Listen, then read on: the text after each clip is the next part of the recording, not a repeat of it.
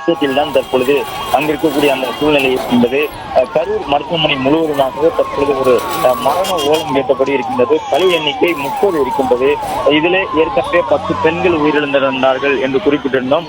அதில் மேலும் 2 பேர் பெண்கள் உயிரிழந்திருக்கின்றார்கள் என்பது தெரிய வந்திருக்கின்றது.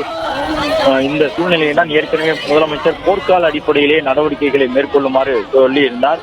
அது மட்டுமல்லாமல் இப்பொழுது முதலமைச்சரே நேரடியாக நாளை அந்த சம்பவம் நடைபெற்றிருக்கக்கூடிய கரூருக்கு செல்ல இருக்கின்றார் என்ற தகவல் வெளியாகி இருக்கின்றது.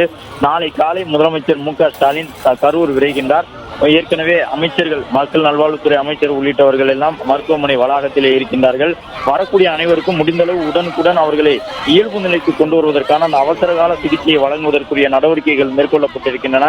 திருச்சி உள்ளிட்ட மாவட்டங்களில் இருந்து, நாமக்கல் போன்ற பகுதிகளில் இருந்து கூட அவசர ஊர்திகள் அனைத்தும் கரூர் மாவட்டத்திற்கு கொண்டு வரப்பட்டிருக்கின்றன. அது மட்டுமல்லாமல் அங்கே உயிரிழந்த நிலையில் இருக்கக்கூடியவர்களை உடனடியாக அடையாளம் கொண்டு குடும்பத்தினரிடம் ஒப்படைக்கக்கூடிய பணி இன்னும் தொடங்கவில்லை. ஏனென்றால் இருக்கக்கூடிய உடல்களிலே யாருடைய உடல்கள் எந்த உறவினர்களோடு வந்தார்கள் என்று உள்ளிட்ட விவரங்கள் கூட இன்னும் முழுவதுமாக கண்டறியப்படவில்லை. இந்த சூழ்நிலையை தான் முதலமைச்சர் மு.க. ஸ்டாலின் நாளை காலை கரூர் செல்ல இருக்கின்றார். இதுவரை 30 பேர் உயிரிழந்திருக்கின்றார்கள். அதில் கிட்டத்தட்ட 12 பேர் வரை பெண்களாக இருந்திருக்கின்றார்கள். அடுத்தடுத்து சிகிச்சைக்கு வரக்கூடியவர்களுடைய எண்ணிக்கையும் அதிகரிக்கப்பட்டு இருக்கின்றது. மேலும் 3 பேர் சிகிச்சைக்காக அனுமதிக்கப்பட்டிருக்கிறார்கள். பலி எண்ணிக்கை 30 இருக்கின்றது. அதிலே 12 பேர் வரை பெண்கள் இருக்கின்றார்கள். மேலும் 3 பேர் மருத்துவமனையில் அனுமதிக்கப்பட்டிருக்கின்றார்கள். முதலமைச்சர் நாளை காலை கரூருக்கு செல்ல இருக்கின்றார். மருத்துவமனையிலே வழங்கப்பட்டு வரக்கூடிய சிகிச்சை முறைகள் குறித்து கேட்டறிய இருக்கின்றார்.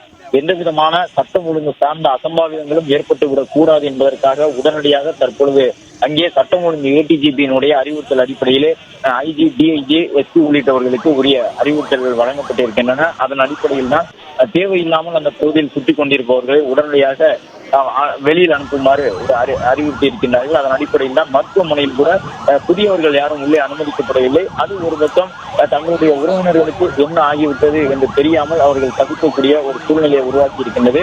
கட்சிகளுக்கு அப்பாற்பட்டு பல்வேறு தலைவர்களும் அரசியல் தலைவர்களும் அங்கே வந்திருக்கக்கூடிய அந்த காட்சிகளை பார்க்கின்றோம்.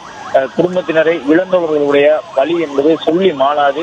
அவர்கள் அனைவருமே கதறி துடிக்கக்கூடிய அந்த காட்சியை காண முடிகின்றது. பிளே ஸ்டோர் மற்றும் ஆப் ஸ்டோரில் இருந்து பாலிமர் செயலியை QR கோடு மூலம் பதிவிறக்கம் செய்யுங்கள்.